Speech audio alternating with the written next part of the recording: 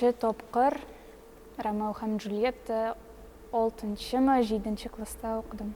Шибәр, матур, еш, саф күңелле қыз. Ләкин хәзер инде Джульетта миңа күренә бик көчле, тиз арада үзгәрә, үсеп китә. Тулысынча Ромео Джульетта әсәре белән мин 4-нче курста укыганда, театр училищесында укыганда танышкан идем. Минем өчен Джульетта ул саф, тыйнак, чиста күңелле кыз. Ул дөрестән дә шундый инде әлбәттә. Инде менә хәзер читкалар булгач, спектакльгә әзерлек башлангач, Джульетта минем өчен гомумән башка яктан ачылды. Джульеттаның спектакль барышында миңа үсеше ошый. Мәсәлән, менә беренче сәхнәгә чыккач, ул ниндидер менә 13 яшьлек кыз, чиста, күзе ялтырап тора, әтисен, әнисен ярата, тәрбиячесе бар. Инде менә Ромеоны очраткач кына аның характеры тулысынча үзгәрә.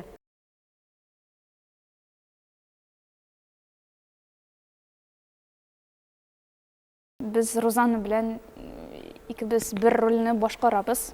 Репетиция вакытында без бер-беребезгә ярдәм итәбез. Көндәшләр түгел. Чөнки минем өчен без бер эш башкарабыз һәм дуслык һәм татулык минем өчен беренче урында.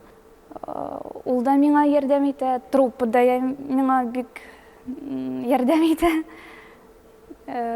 Бик рәхмәтлемен. Тарихы аның булайрак булды, җәмәгать. Ромео белән Джульетта бер генә булырга тиеш иде. Ничәдер репетициядан соң безгә Илсур Юлаевич шундый әйбер әйтте. Безгә студентлар килә, Ромео һәм Джульетта 2 булачак. Без эшли башладык инде 2 Джульетта һәм 2 Ромео. Кызганычка каршы Ромео кайдыр юкка чыкты. Берсе, Джульетта калды. Бәлки ул кызганычка да түгелдер инде ул.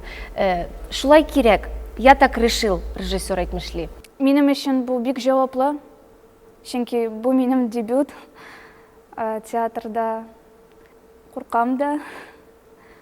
Ләкин мин бик шат. Бу спектакльдә Джульетта уйнарга. Без Розана белән бер мастерда укытсак та, безнең уен, хисләребез дә төрле. Джульетта булачак, минемчә.